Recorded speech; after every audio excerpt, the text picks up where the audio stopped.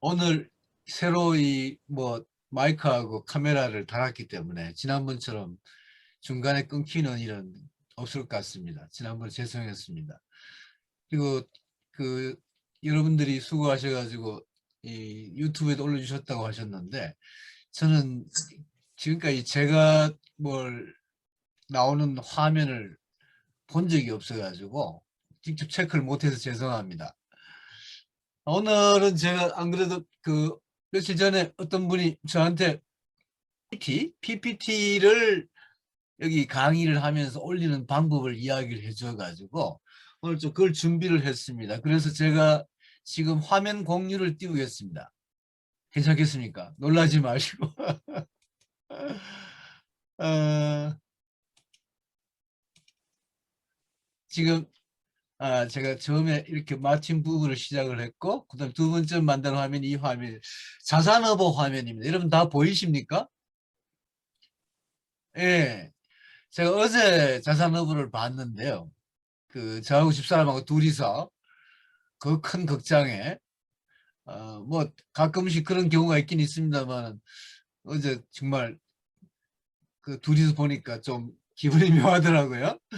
아무튼 자산어부를 봤는데 이 뭐 다들 아시죠? 이 정약용 형님인 이제 정약전이 흑산도에 귀양 가서 살았던, 죽기까지 16년 동안 귀양살이를 한 이야기를 담은 영화인데, 뭐 이 자산어부를 그냥 보러 갔습니다만 영화를 보는 내내 이 마틴 부부 생각을 했습니다.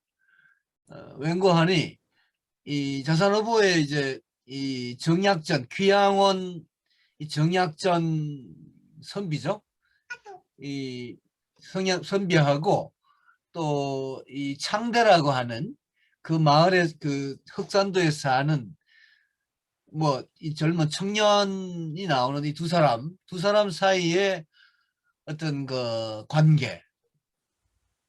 처음에는 이 정약전이 이제 서학을, 천주교를 믿었다는 이유로 귀양을 왔기 때문에, 또 창대는 이제 그런 이유로 이제 그 정약전을 싫어하고, 근데 또 정약전은 나름으로 또 이 양반이라는 어떤 그런 의식에서 이 쌍놈인 그 창대를 싫어하고, 뭐 이런 어떤 두 사람이 서로 싫어하는 관계였다가 차츰차츰 두 사람이 서로의 어떤 인간성을 이해를 하고 스승과 제자로서 함께 어, 살게 된 뭐 나름의 공동체를 이루는 그런 이야기였습니다.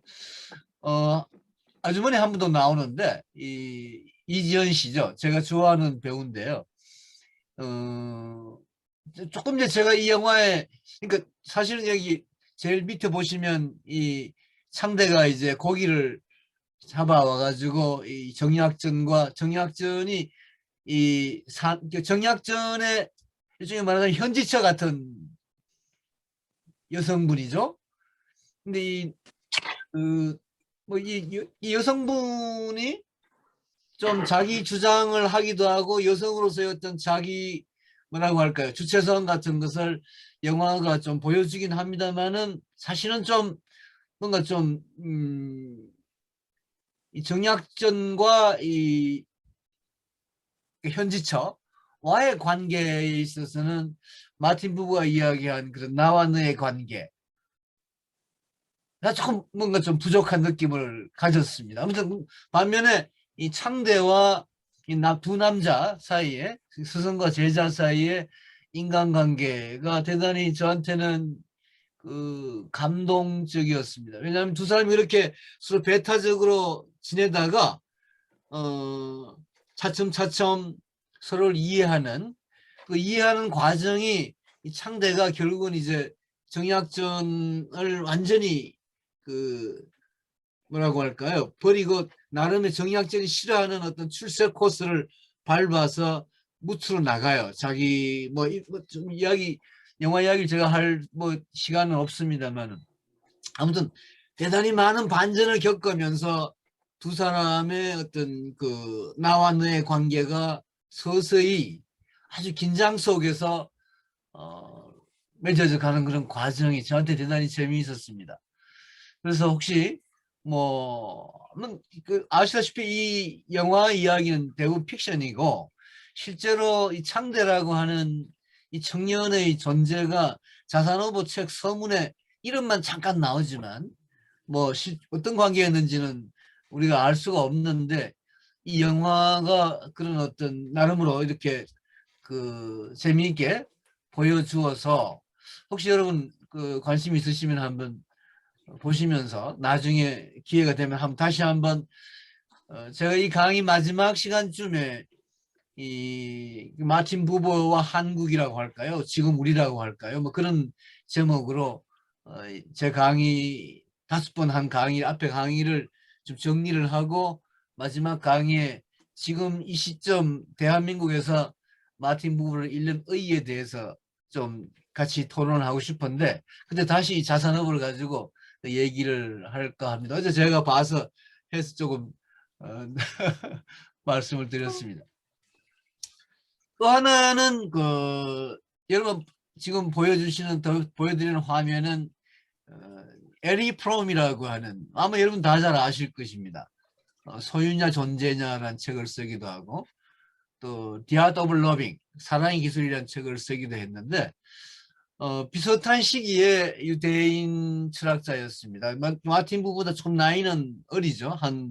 마틴 부부가 1878년생인데 이 에리 프롬은 1900년생이에요. 그러니까 22살 정도 한 세대 차이가 나는 그런 관계입니다만은 제가 마틴 부부에 대해서 책을 쓰고 에리 프롬에 대해서 책을 썼습니다만 이 명확하게 두 사람이 저한테는 대단히 어떤 가까운 사상적인 동지가 아닌가라는 생각이 들어서 소개를 합니다. 왜 말씀을 드리는고 하니 사실 오늘 시간이 될지 안 될지 모르겠어요. 나와 너에 대해서 이제 조금씩 이야기를 하게 되는데 이 나와 너가 아시다시피 철학적 산문시라고 할 정도로 대단히 아름다운 문장이지만 아주 그야말로 좀 시적인 그런 표현을 하고 있기 때문에 그렇게 이 논리적으로 우리가 이 나와 너라는 어떤 책을 이해하기는 쉽지가 않아요. 반면에 에리 프롬 책은 저 생각에는 나와 너라고 하는 마틴 부버의 책을 가장 알기 쉽게 쓴 책이 바로 이 에리 프롬 책이 아닌가.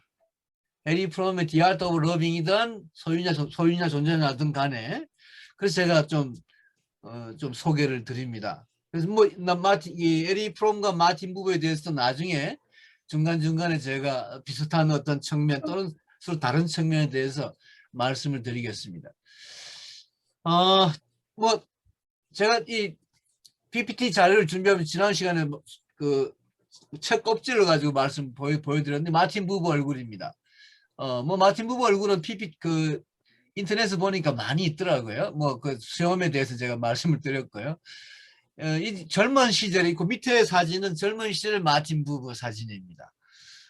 좀 많이 다르죠. 나이 들 수염 기른 거하고 젊을 땐 나름으로 좀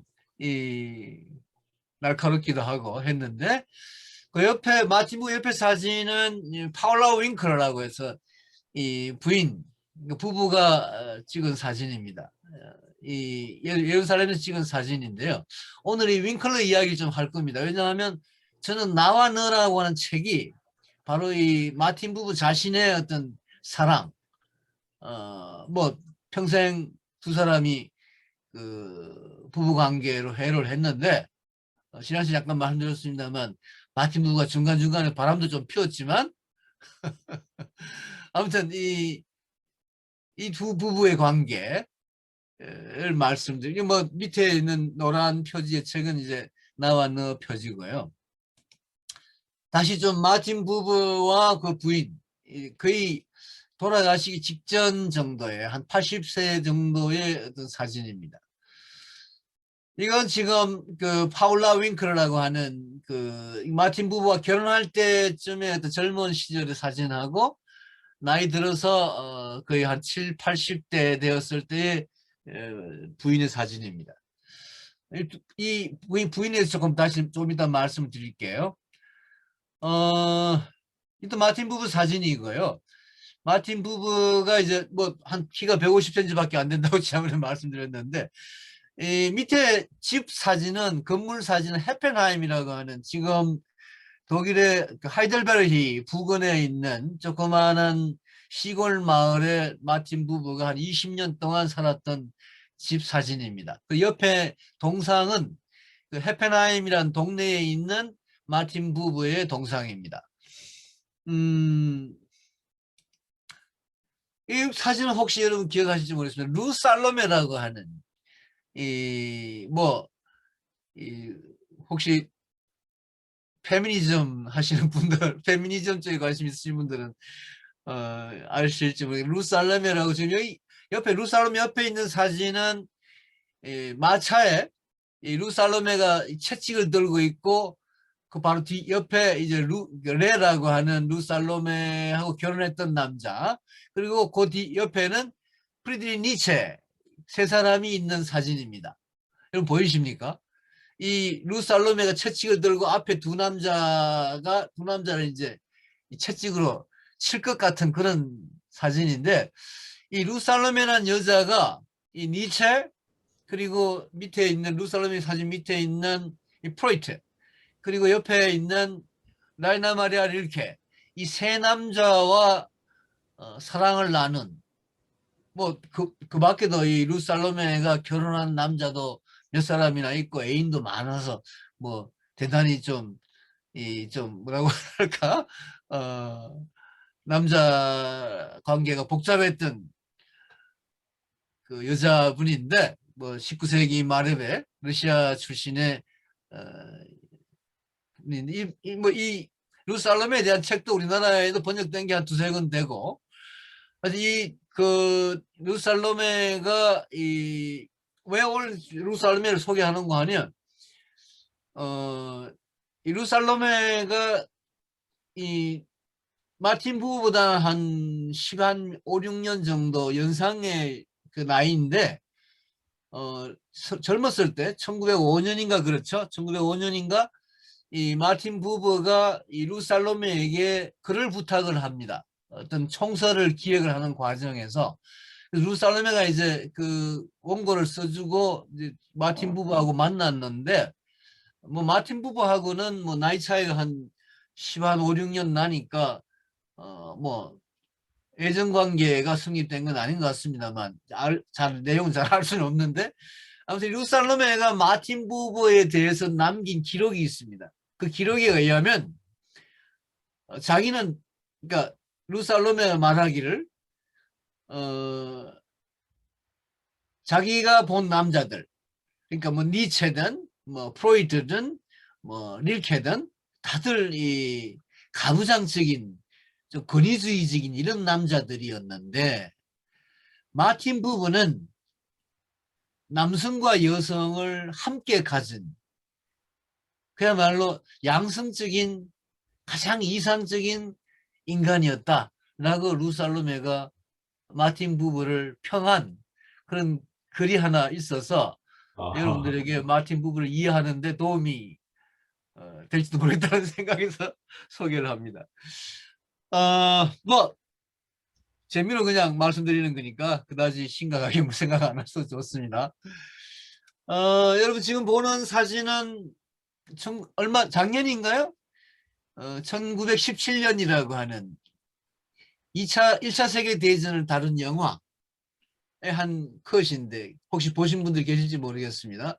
뭐 이 전선에서 벌어지는 1차 세계대전의 참호전에 관련된 영화인데, 이 옆에 지금 지도를 보고 계시는 것은 그 이른바 서부전선, 그러니까 독일이 이 프랑스 이쪽에, 그러니까 그러니까 뭐 프랑스하고 독일하고 한 3, 4년 정도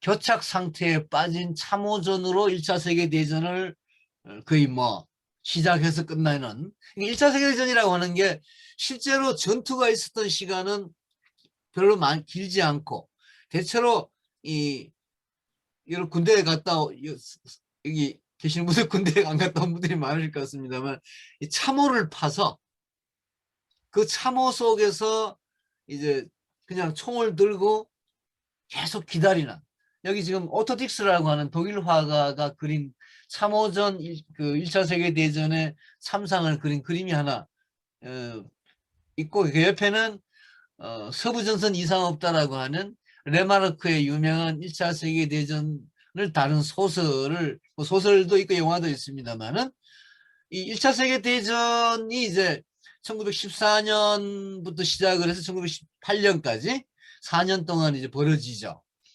우리가 지난주까지 말씀드렸던 내용은 1차 세계대전이 터지기 직전까지의 이야기였습니다. 오늘부터 하는 이야기는 1차 세계대전에서부터 시작을 해서 이제 1차 세계대전이 시작되면서 마르틴 부브가 나와 너라는 책을 쓰기 시작을 하고 1919년에 다시 완전히 새로 썼다가 1923년에 완성본을 인쇄를 합니다. 그러니까 1차 세계대전이라고 하는 것이 마틴 부브의 나와 너라는 저술의 직접적인 원인이 되었다. 이렇게 말씀드릴 수 있기 때문에 또 이 1차 세계대전을 두고서 마틴 부브가 1차 세계대전 이전에 쓴 글은 내 글도 아니고 그건 좀 쓰레기 같은 글이다. 뭐 그 필요도 없다. 다 지워버려라. 다 태워버려라. 내가 죽고 나거든 1차 세계대전 1915, 16년 이전에 쓴 내 글들은 다 그냥 출판도 하지 말고 다 없애버리고 내 지금부터 그러니까 1차 세계대전 이후에 쓴 바로 나와 너를 대표적으로 이야기할 수 있겠습니다만은 이 책들만이 나의 어떤 진정한 사상이고 나의 책들이다. 그러니까 1차 세계대전이 결국 마틴 부브의 생애에 있어서 가장 결정적인 하나의 어떤 그 전환기였다라는 이야기죠. 1차 세계대전은 여러분 이 마틴 부브의 생애를 전환시키는 마틴 부브의 어떤 그 뭐 인생이나 뭐 사상이나 이런 것을 저술이나 이런 걸 전환시키는 계기가 된 것만이 아니고 거의 서양 지식인들, 유럽 지식인들, 우리가 알고 있는 20세기 지식인들은 대부분 그런 이야기를 합니다. 1차 세계대전 때문에 나의 사상이 뭐 바뀌었다, 시작되었다, 새롭게 되었다 이런 이야기를 많이 하는 것을 우리가 볼 수가 있는데 마틴 부브도 대표적인 사람이었습니다. 근데 1차 세계대전이 1914년에 시작이 되는데 왜 마틴 부브가 1916년, 15, 16년을 기점으로 해가지고 그 전에 것은 다 나의 진짜 사상이 아니다라고 이야기했는가 하니 1차 세계대전이 시작될 때, 그리고 1차 세계대전이 시작되기 전에, 직전에 마틴 부브가 1차 세계대전이 필요하다. 1차 세계대전을 일으킨 독일에 대해서 나는 찬동을 한다. 이 전쟁에 독일이 이겨야 된다. 이게 마틴 부브가 뭐 우리가 아는 마틴 부브는 사실 평화주의자고 비폭력주의자인데 1차 세계대전이 터지기 직전에는 1차 세계대전을 긍정을 합니다. 그러다가 1915년, 16년이 가면서 1차 세계대전이 1년, 2년, 3년쯤 한 2년 반쯤 되었을 때 마틴 부브가 이건 아니다. 이 전쟁은 이건 아니다. 이거는 그야말로 내가 잘못 생각했다. 1차 세계대전이 뭐 문명사의 대전환이 될 것이고 이 1차 세계대전 때문에 우리가 새로운 어떤 문명을 만들어낼 수 있을 것이다 라고 내가 주장한 것들은 착각이었다. 이렇게 얘기를 하기 때문에 결국 이제 마틴 부브가 1차 세계대전이 터지고 난 한 1, 2년 뒤에 대단히 어떤 그 복잡한 그 전쟁 상황 속에서 자신의 어떤 사고를 아주 그 뭐라고 할까요? 어지럽다고 할까요? 뭐라고 할까요? 굉장히 치열하게 어지럽다는 표현 좀 그러네.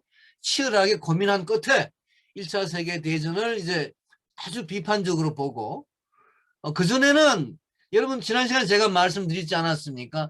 이 독일에 있던 뭐 독일이든 이 유럽에 흩어져 살던 유대인들이 어쨌든 간에 이 유럽 지식인들과 같은 교양 수준의 자신들을 고양시켜서 상승시켜서 유럽 지식인과 똑같은 수준의 교양인으로 지성인으로 그렇게 살아가야만 살아가는 것이 적어도 유럽에서 그러니까 유대인이 생존할 수 있는 길이다. 이렇게 생각을 해서 유대인 가족들이 아주 그야말로 열심히 자녀 교육을 시켰고 사실 우리나라의 자녀 교육열하고 유대인의 자녀 교육열이 비슷하다고들 얘기를 할 정도로 세계적으로 이 자녀 교육에 대한 열의가 높은 게 유대 사회와 한국 사회인데 그 원인은 달랐습니다. 유대인들은 거의 한 나폴레옹 전쟁에 의해서 자기들이 유럽 사회에서 최소한의 어떤 시민적 권리를 향유하기 전까지만 하더라도 거의 한 2000년 동안 유럽 사회에서 철두철미 무시되어 왔던 민족이고 또 자신들도 어떤 고유한 어떤 공동체를 이루어서 이 서양 사회와 접촉하지 않은 그런 어떤 좀 배타적인 어떤 그 태도를 유지를 해왔는데 그러다 보니 그것이 여러 가지 문제를 야기를 했다 해서 나폴레옹 전쟁에 의해서 19세기 초엽에 유대인 해방령이 시작이 되면서 유대인들이 살 수 있는 유대인들이 유럽 사회에서 살아갈 수 있는 유일한 길은 최고의 지성을 쌓아서 말하자면 대학 교수가 된다거나 또는 뭐 언론인이 된다거나 예술가가 된다거나 뭐 학문 쪽 예술 쪽 뭐 언론 쪽 이런 쪽으로 지적인 어떤 대성을 해서 유럽 사회에 두각을 나타내는 것만이 유대인의 어떤 살아갈 길이다 이렇게 생각한 것이죠. 마틴 부부가 대표적인 사람이었습니다. 그러니까 그런 마틴 부부였기 때문에 1차 세계대전이라고 하는 것은 그 당시 20대 30대 젊은이들에게는 독일 같은 나라는 아시다시피 1차 세계대전 이전까지만 하더라도 카이저 그러니까 황제의 나라였습니다. 독일 제국이었죠. 19세기 후반에 이 비스마르크가 빌헬름 1세와 함께 독일 통일을 이루어 가지고 독일이 후진국이었던 독일이 이제 19세기 말 20세기 초에 되기 때문에 영국이나 프랑스와 마찬가지의 수준으로 선진국으로 이제 대회를 올라서는데 그 선진국으로 올라서는 독일의 어떤 이 발전 그리고 이 독일의 발전에 의해서 독일이 카이저 체제, 봉건 체제를 무너뜨리고 민주주의, 자본주의 국가로 근대화되는 길에 나서야 되는데 그러한 근대화에 그러한 국가 발전에 누구보다도 유대인이 앞장서야 된다. 유대인이 대학 교수가 되어서 학생들을 가르쳐야 되고 독일 애들을 가르쳐야 되고 언론인이 되어서 독일 국민들을 계몽해야 될 책임이 있다라고 하는 생각을 유대 지식인들이 가졌고 마틴 부부가 대표적인 사람이었습니다. 그래서 마틴 부부는 1차 세계대전이 유대인의 해방을 더욱더 촉진시킬 것이다. 그리고 유대인의 해방이 바로 유럽의 해방이다. 유럽이 오랜 동안의 어떤 봉건 체제를 청산하고 새로운 근대 국가로 새로운 근대 사회로 발전되기 위해서는 1차 세계대전 같은 일종의 말하자면 한 번은 겪어야 될 대전환이 필요하다. 이렇게 주장을 한 거죠. 마틴 부부도 대표적인 사람이었습니다. 그런데 1차 세계대전에 대한 그런 어떤 자신의 어떤 생각이 착각이라고 하는 것을 차츰차츰 마틴 부부가 알게 됩니다. 왜냐하면 유대인들의 그런 어떤 주장이 독일의 지식인들하고는 공유가 되었지만 유대인들에 의한 그런 주장은 사실상 유대인 자본, 특히 뭐 여러분 아시다시피 로스차일드라든가 뭐 많은 19세기 말에부터 이제 이 유대인들이 지적인 차원의 출세만 한 것이 아니라 이 자본, 특히 뭐 아프리카를 개발한다거나 또는 뭐 이 식민지 개척을 통해서 이 자본가로 육성되는 이런 어떤 유대인들이 많이 등장을 합니다. 결국 이제 유대인들이 독일을 위해서 전쟁에 참여를 하고 하는 것은 독일 보수 세력이 보수 정권이 유대 자본을 끌어들여서 전쟁을 하기 위한 술수에 불과한 것이었지 유대인의 해방에 직접적으로 기여하는 어떤 그런 의도도 없고 그럴 가능성도 없고 말하자면 유대인들이 어떤 그런 지적인 추구를 통해서 자신들을 해방시킬 수 있는 가능성을 독일의 어떤 전쟁 승리로 를 통해서 자신들이 얻을 수 있다고 생각한 것은 큰 착각이었다라는 것을 마틴 부버가 알게 된 것이죠. 그래서 한 1915, 6년 단계 오게 되면 마틴 부버가 철두철미 전쟁을 비판하게 됩니다. 이런 어떤 이 1차 세계대전에 관련된 그런 어떤 지적인 반성이라 그럴까요? 지적인 어떤 각성은 독일인 사회에서도 마찬가지로 나타납니다. 예를 들어 대표적인 사람이 토마스 만 같은 사람입니다. 뭐 독일의 지식인들 중에서도 많은 사람들이 그런 식으로 1차 세계대전이 필요하다라고 주장을 했는데 알고 보니 그것이 일종의 정치적인 술수에 휘말린 말하자면 독일 군국주의의 계략에 빠진 그런 어떤 지적인 허무주의만 나은 것이다라는 식으로 이제 비판하게 되는 뭐 그런 어떤 경향이 나타나게 됩니다. 이미 1914년 1차 세계대전이 발발하기 이전에 이 마틴 부부는 굉장히 좀 불길한 어떤 그런 비관주의적인 어떤 견해를 보이기도 합니다. 다니엘이라고 하는 책이 바로 그런 대표적인 지금 우리나라에 아직까지 번역이 되어 있지는 않습니다만 그리고 이제 이 지금 시간이 한 조금 다 되었네요. 1차 세계대전에 대한 이야기를 이 정도로 마치죠. 1차 세계대전이 마틴 부버의 나와 너를 쓰게 되는 직접적인 계기가 되었다. 그 전에 물론 우리가 지난 시간까지 말씀드렸던 하시디즘 같은 이야기, 하시디즘에 대해서 여러 가지 좀 이 마틴 부버의 하시디즘에 대해서는 뭐 비판도 있고 문제점이 있다고 말씀을 드렸습니다만 또 이 오늘의 하시디즘과 마틴 부버가 찾아낸 사실 마틴 부버가 발견했다고 해도 과언이 아닌 그런 하시디즘 공동체의 이념 사상에 대해서 공부한 거 연구한 것이 뭐 헬만 헤셀 비롯해서 프란츠 카프카를 비롯해서 많은 그 유대인 또는 비유대인 유럽인들에게 어떤 지적인 자극을 주었다는 얘기를 지난 시간에 했습니다.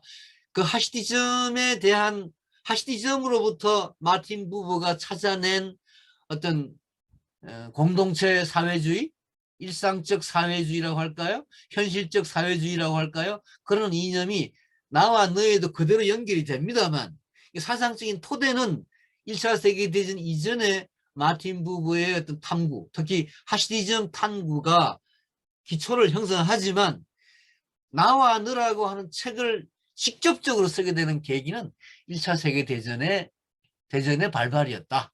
1차 세계대전을 통한 여러 가지 마틴 부버 자신의 어떤 경험과 사고의 변화와 나름의 이 세상에 대한 이 엄청난 이 끔찍한 전쟁을 통해서 새롭게 공동체 문제라든가 또는 이런 뭐 인간관계에 대해서 고민을 하게 되었다. 그것이 계기가 되었다. 그 정도 이야기를 하고 조금 10분 쉬겠습니다. 프레드릭 반 에덴이라는 사람하고 이 1차 세계대전이 시작될 무렵에 굉장히 친하게 지냈는데 이 사람이 우리나라에 전혀 알려지지 않은 사람인데요. 뭐 사진이 두 마찬가지입니다. 이 사람이 쓴 책 중에 이 작은 요한네스라고 하는 일종의 동화지 비슷한 책이 있어요. 그 책이 지금 우리나라에 내가 나로 살아갈 자유라는 책으로 나와 있는 게 아니라 인터넷에 이게 좀 인터넷 자료로 떠 있는 것 같습니다. 제가 뭐 또 우연히 찾았는데 거기 버섯 이야기가 나와요. 잠깐 소개를 하자면 이 버섯이 지금 여러 개 있잖아요. 6개 버섯이 있는데 여기도 작은 버섯이 또 많이 있는데 여러 버섯이 모여 이제 살고 있는데 어떤 사람들이 지나가면서 버섯 하나를 발로 차면서 이 나쁜 독버섯 이런 버섯을 먹으면 안 돼 이렇게 이제 이 버섯을 차고 지나갔다 뭐 이런 이야기인데 그 독버섯이라고 그 사람들에 의해서 발로 차인 이 버섯이 그 말을 듣고 너무 슬퍼하는 걸 보고 옆에 버섯들이 아 그건 인간 세상의 이야기지 뭐 우리하고는 관계없어 너 괜찮아 너도 너 나름대로의 어떤 가치를 지녀 뭐 이런 식으로 버섯 간의 어떤 이 우화비슷하게 얘기를 하면서 결국 이제 내가 나답게 사는 어떤 그 자유라고 하는 생각을 이 바네데라는 사람이 얘기한 것을 그러니까 이런 얘기 이런 사상을 가지고 이 바네데라는 사람은 이 네덜란드 사람인데요. 네덜란드의 뭐 이 소로라고 할 정도로 대단히 소박한 삶을 살았던 그런 철학자인데 의사이자 그래서 이 사람이 이제 이 마틴 부버하고 대단히 친하게 1차 세계대전에 친하게 지내면서 이 에덴의 사상이 마틴 부버가 나와 너를 쓰는 데에 대단히 어떤 그 영향을 주었다. 뭐 이런 얘기가 있는 것을 소개를 드립니다.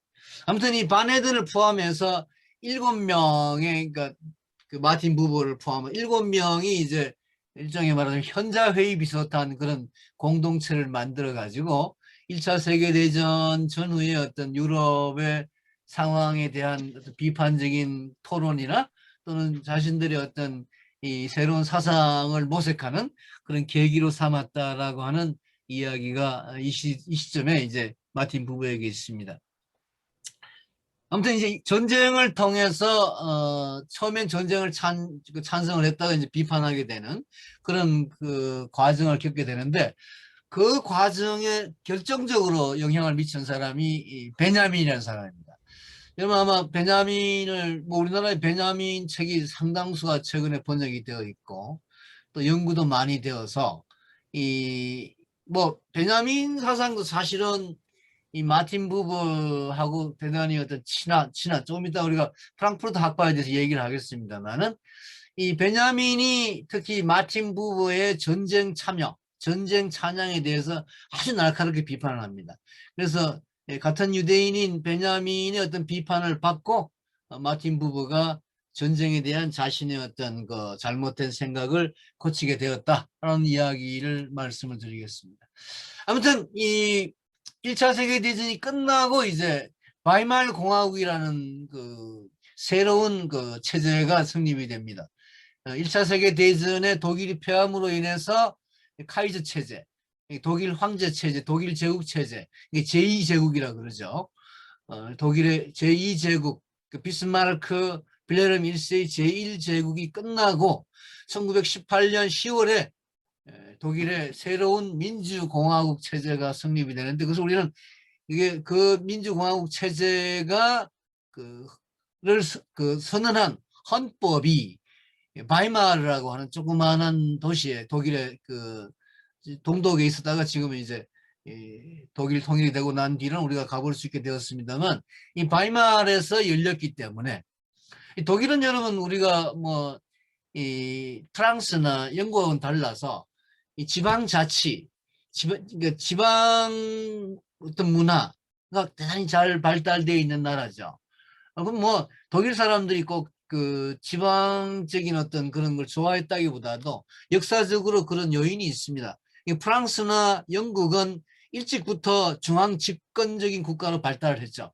그러나 독일은 거의 한 독일이 통일되기 한 1860년에 통일이 되는데 통일되기 직전만 하더라도 한 300여 개의 조그마한 어떤 그 이 마을, 조그마한 도시들 국가들로 독일이라는 나라가 없었죠. 독일이라는 나라가 같이 독일어는 사용했습니다만은 독일이라는 나라가 시작된 것은 1860년대에 비스마르크에 의한 독일 통일.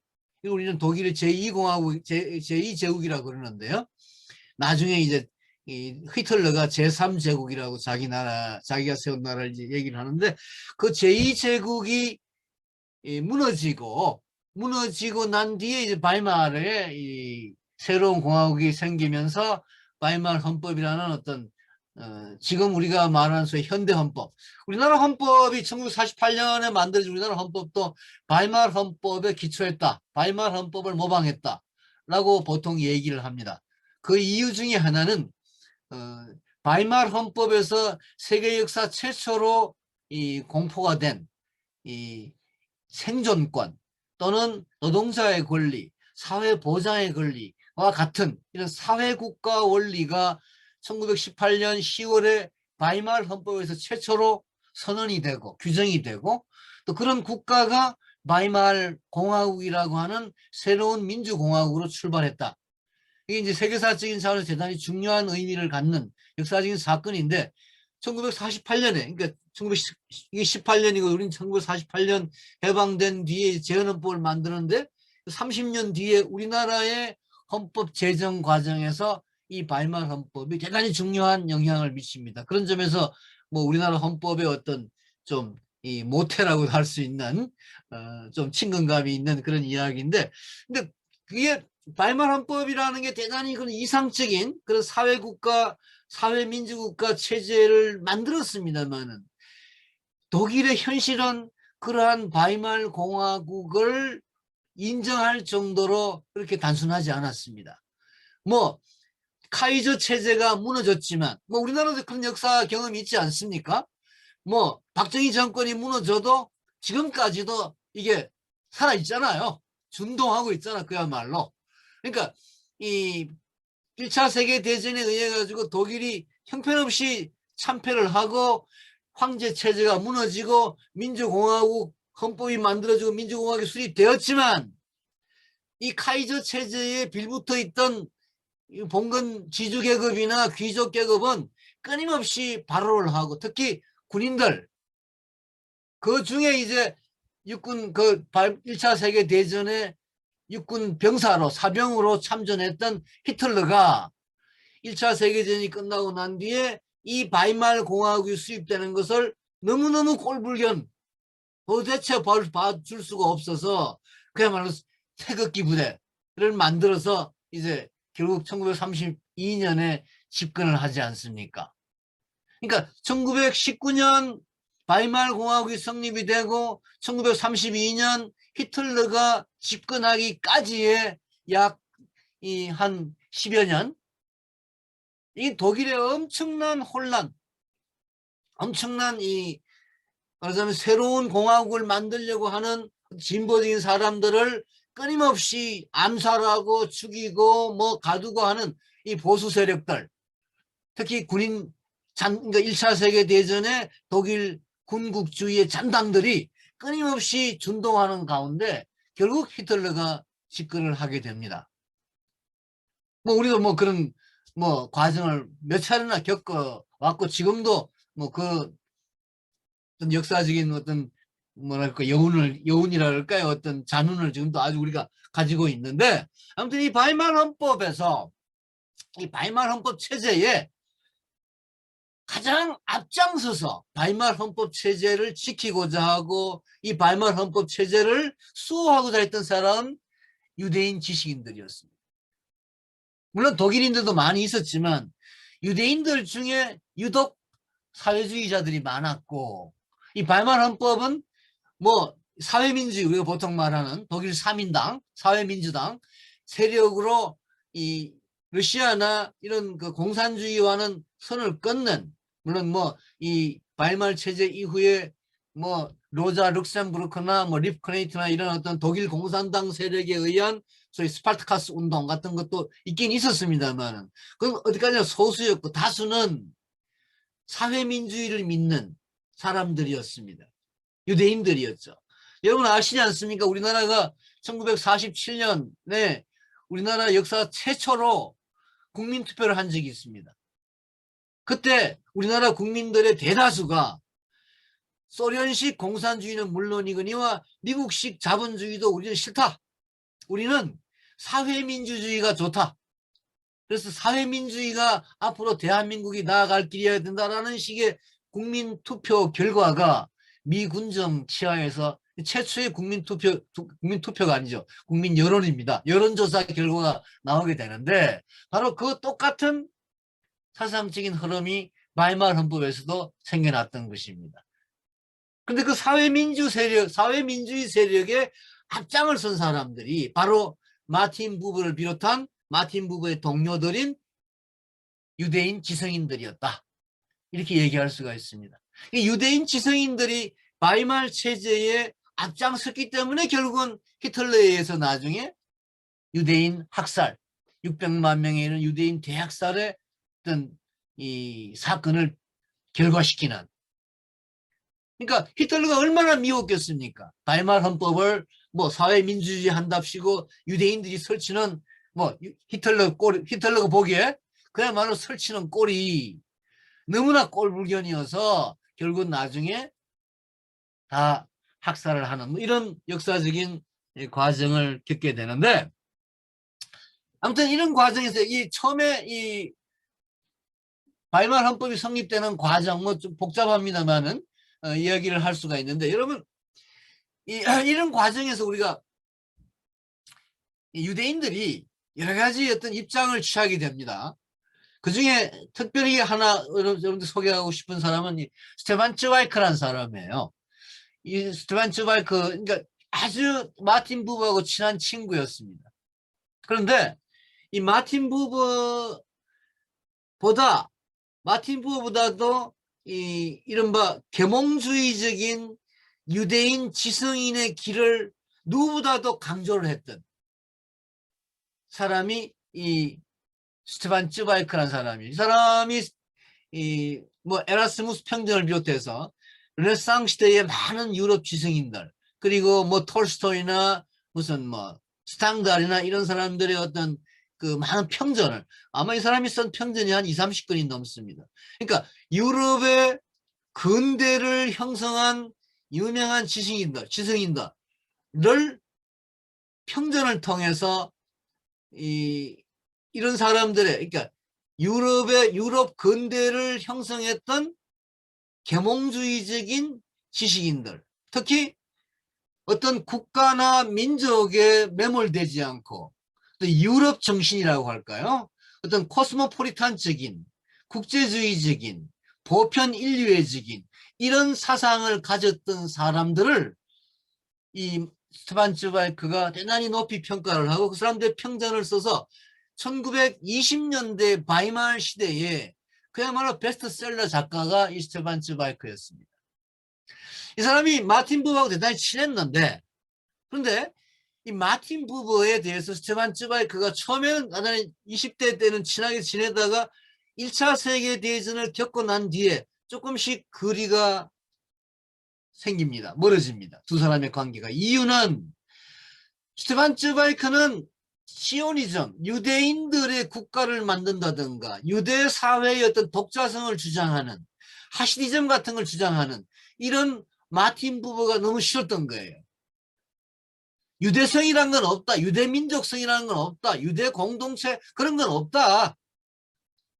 유대 지성이 추구해야 될 것은 오로지 국가와 계급을 뛰어넘는 가장 보편주의적인 인류의 사상이다. 가장 계몽주의적이고 그야말로 국제주의적인 그것이 유대인들이 가야 될 길이지. 마틴 부버 당신 도대체 뭐하냐? 무슨 뭐 하시디즘 같은 소리 하고 앉았고 뭐 유대민족 국가를 세워?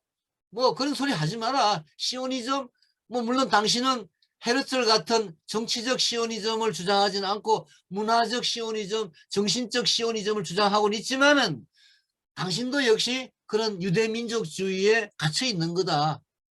독일 민족주의가 1차 세계대전을 일으킨 것하고 유대민족주의자들이 유대성을 강조하는 게 뭐가 다르냐? 라고 스테반 츠바이크를 비판을 합니다. 그래서 이 사람이 뭐 평전을 많이 썼, 제가 참 이 스테반 츠바이크의 평전을 좋아하는데요. 소설도 많이 썼습니다. 모르는 여인의 편지가 대표적인 소설인데 뭐 조금 마조이즘적인 그런 요소가 있는 소설이긴 하지만 아무튼 이 스테반 츠바이크 같은 지식인들이 그 당시 유대인들의 어떤 그 뭐랄까 한또 모습이었다라고 말씀드릴 수가 있습니다. 또 하나, 그 당시에 이 바이말 정권에 참여를 하거나 또는 바이말 정권의 어떤 그 진보 세력, 이게 앞장서서 동의하면서 1920년대, 30년대까지 독일의 어떤 그 진보주의를 이끌었던 사람들은 바로 여기 지금 7명 정도로 나열되는 소위 프랑크푸르트 학파입니다. 이 사람 내부 다 유대인들이에요. 발트 베냐민, 에리 프롬, 펠릭스 바일, 그리고 루카치, 아도르노, 홀카이머, 마르쿠제. 마르쿠제는 뭐 1968년 학생운동 때까지 영향을 미친 사람이었죠.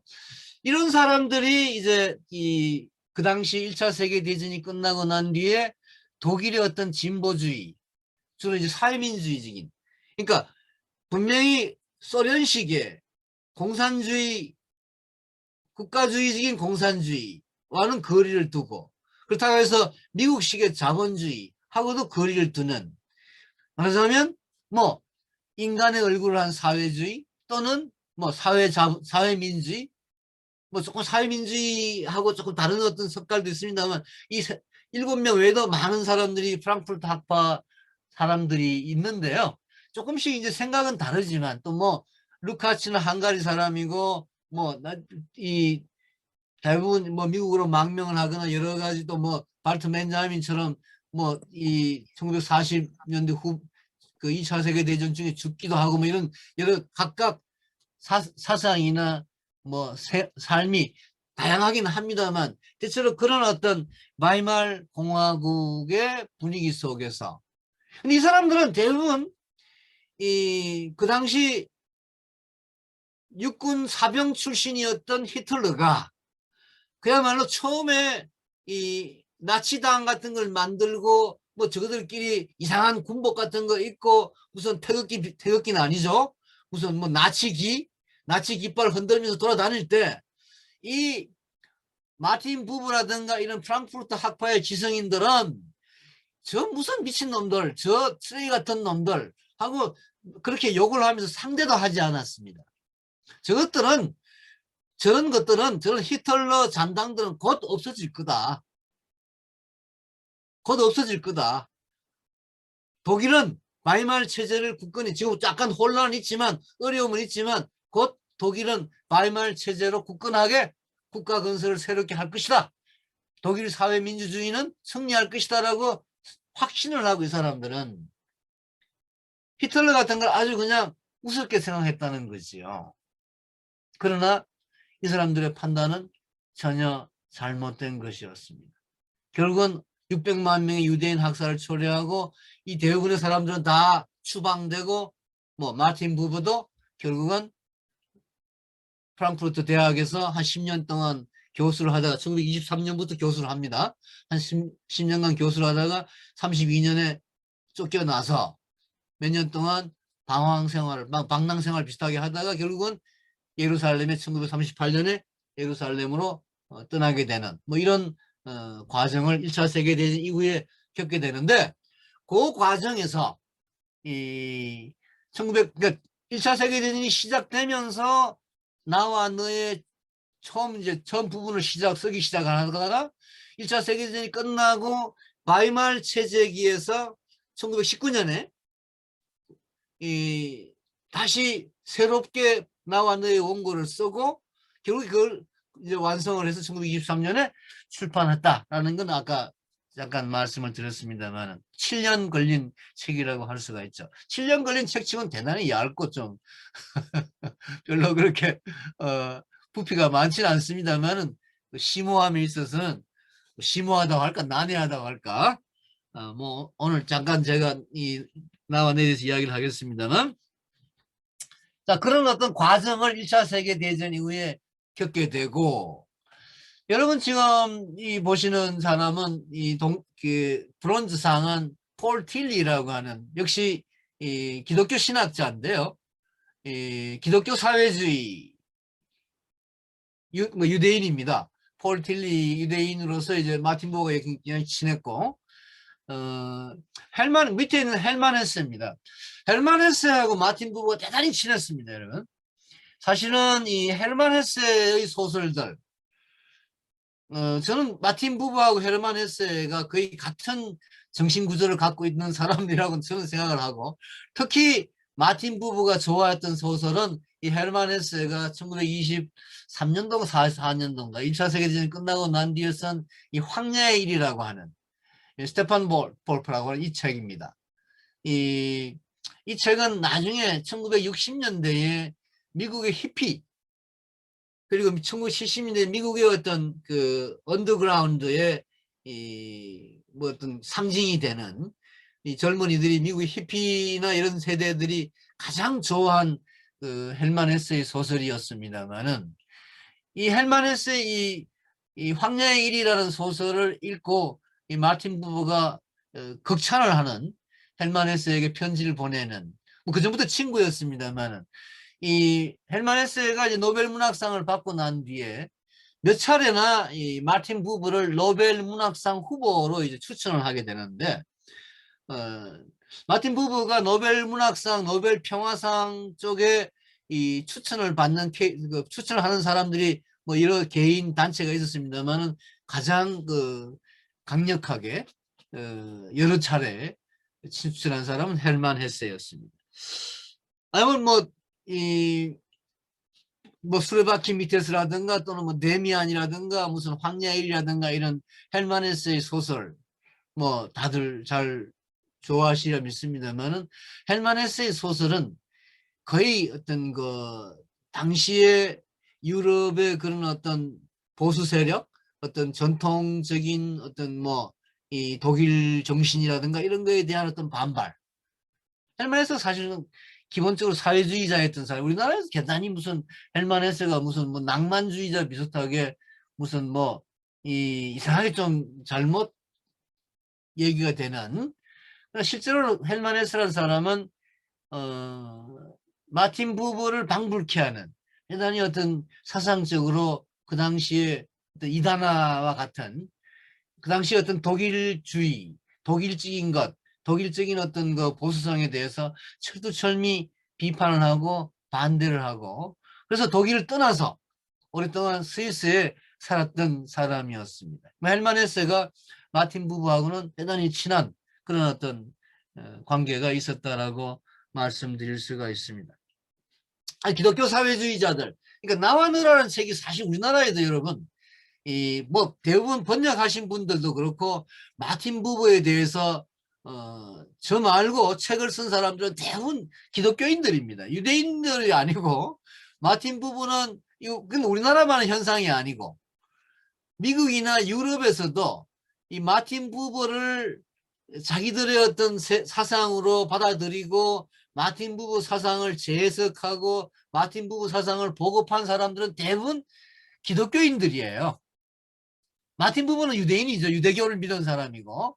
근데 기독교인은 아닌데, 마틴 부부는 뭐 예수에 대해서 뭐 이 좀 대단히 호감을 가지고 자기 연구실에 평생 예수의 그 초상을 그려놨던 사람이었습니다만, 그렇고 본 사람이었습니다만, 기본적으로 유대인이고 유대 정신에 충실했던 사람이고, 뭐 이 하시디즘을 아주 그 열렬하게 믿진 않았습니다만은 하시디즘에 대한 공감을 여러 차례 공개적으로 표했던 사람이기 때문에 이 기독교에 대해서는 그다지 친한 사람은 아니었습니다. 마틴 부부가 구약 성경을 독일어로 번역해서 그 마틴 부부가 번역한 구약 성경이 지금까지 번역된 구약 성경 중에 최고의 작품이라고 하는 평가를 받곤 있지만, 어디까지나 구약 성경이라고 하면 여러분 아시다시피 유대 경전이지, 기본적으로 모세 오경이라든가 이런 구약 성경은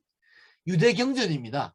이걸 기독교인들이 자기들의 신약 성경하고 함께 자신들의 성경으로 읽곤 있지만 기본적으로는 유대 성경이에요. 유대 경전이에요.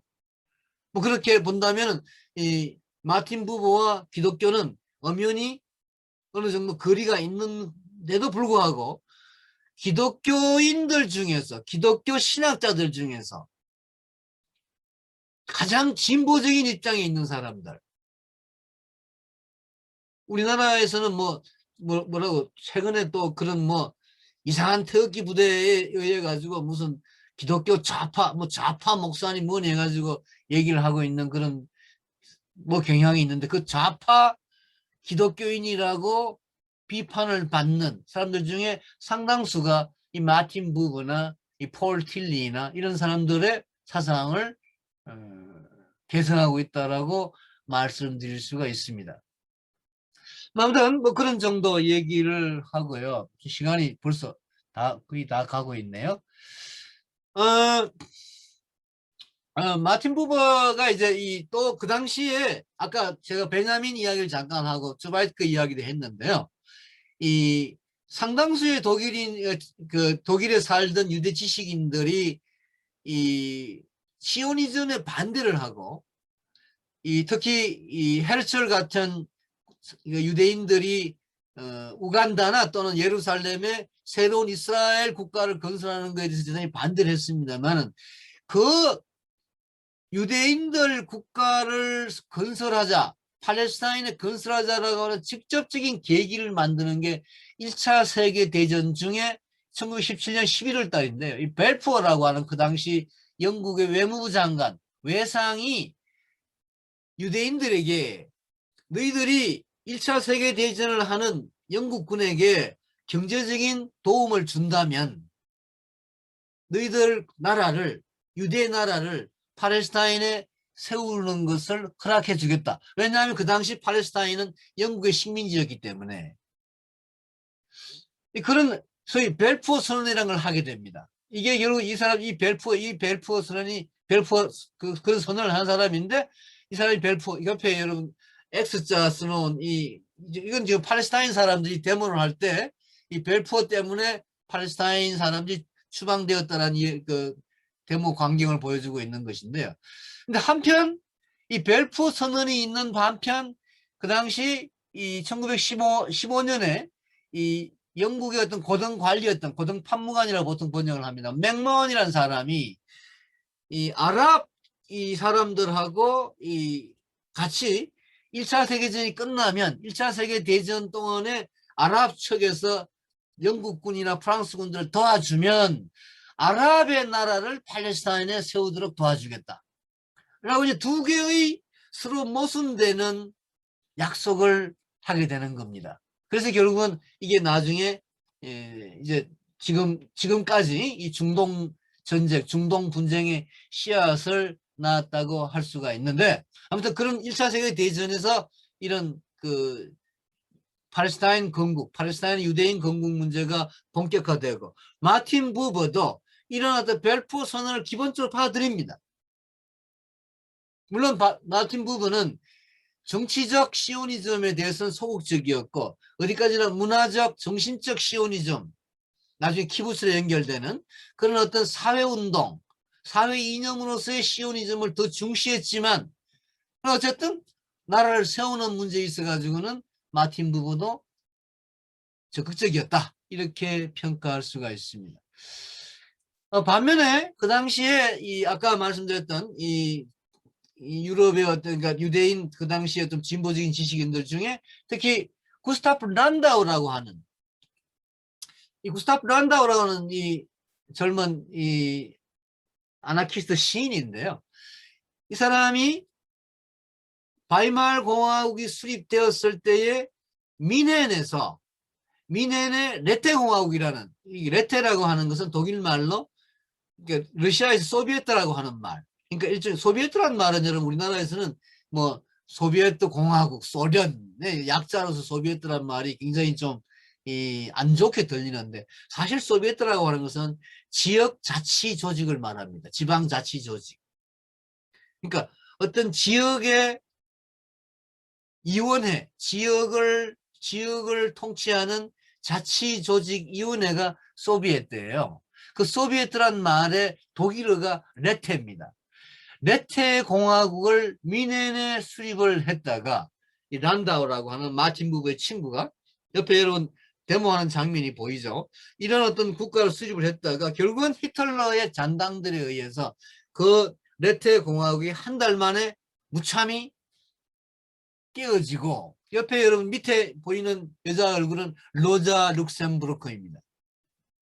그 당시에 스파르타카스탄이라고 하는 어떤 그 독일 사회당, 독일 공산당.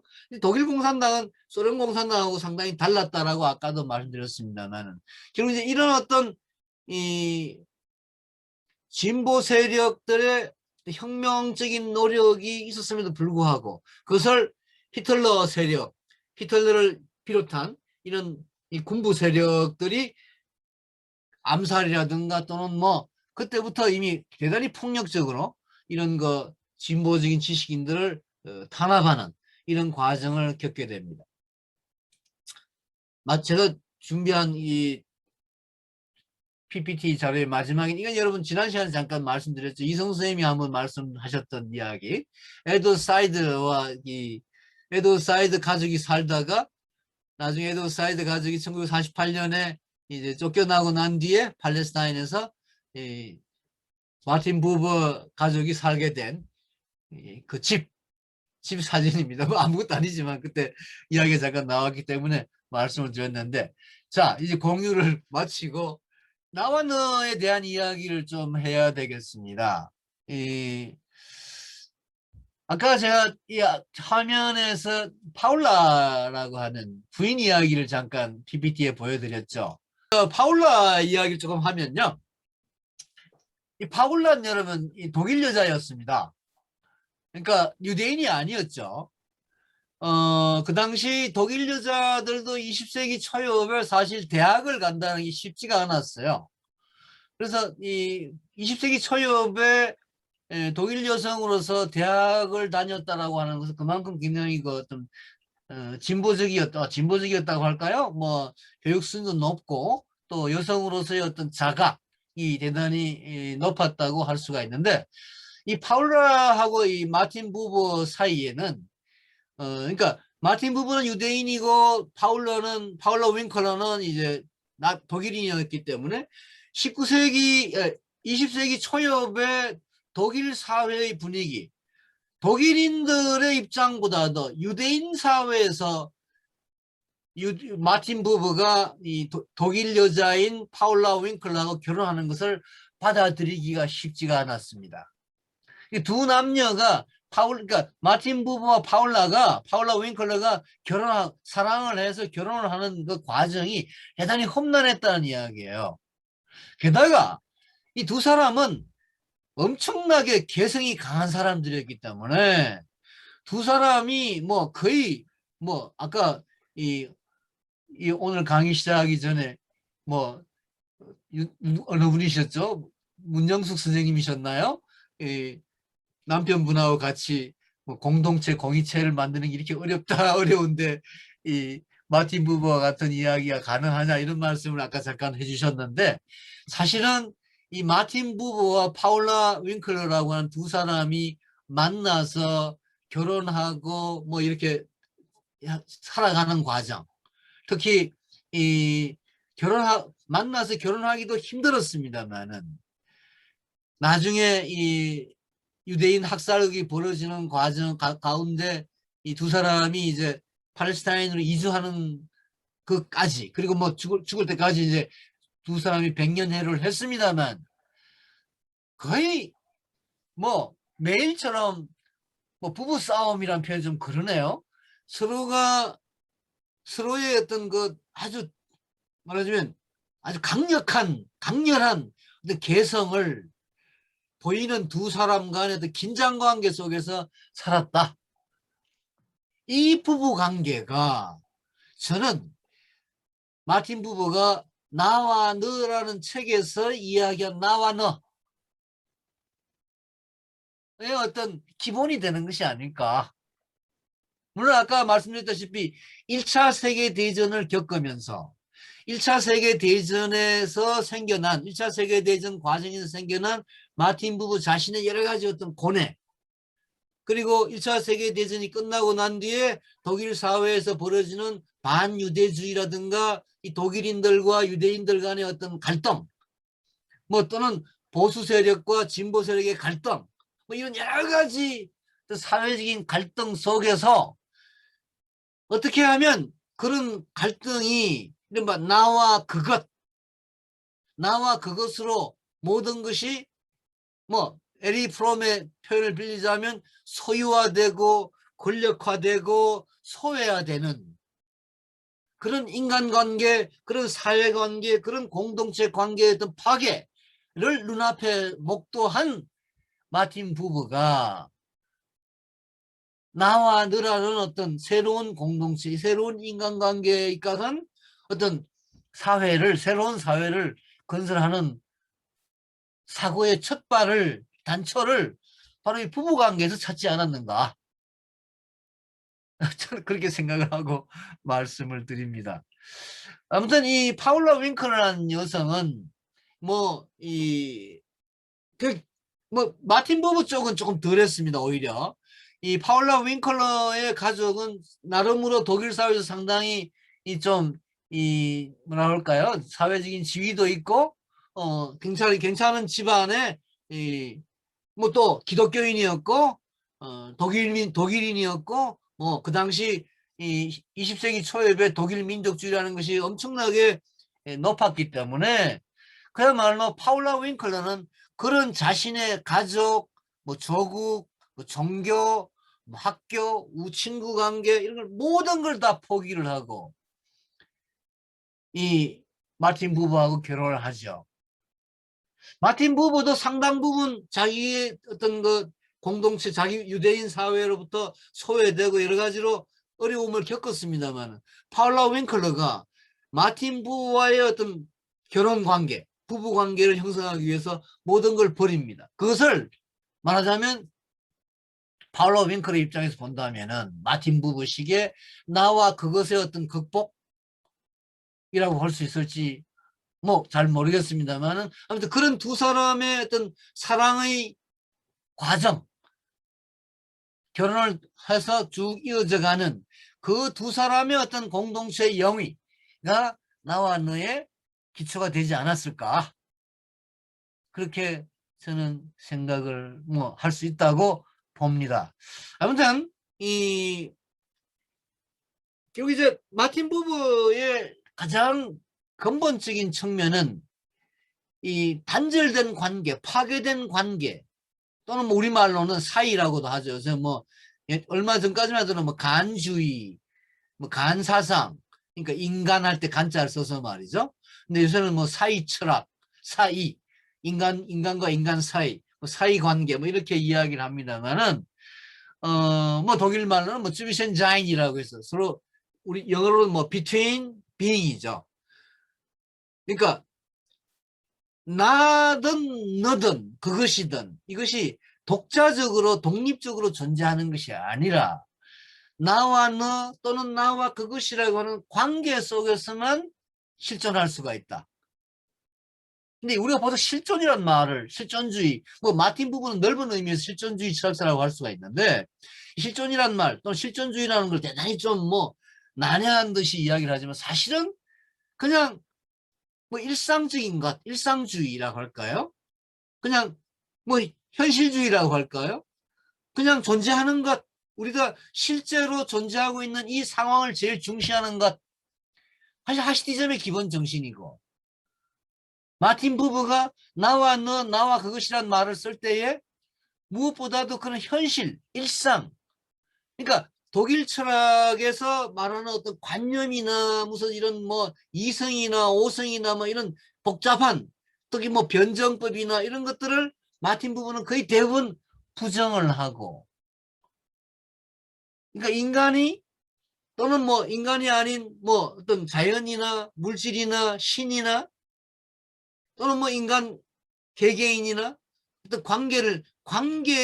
관계가 되어야만 그것이 존재한다라고 하는 의미에서의 어떤 관계 사상, 그게 마틴 부부의 대화 사상이 아닐까.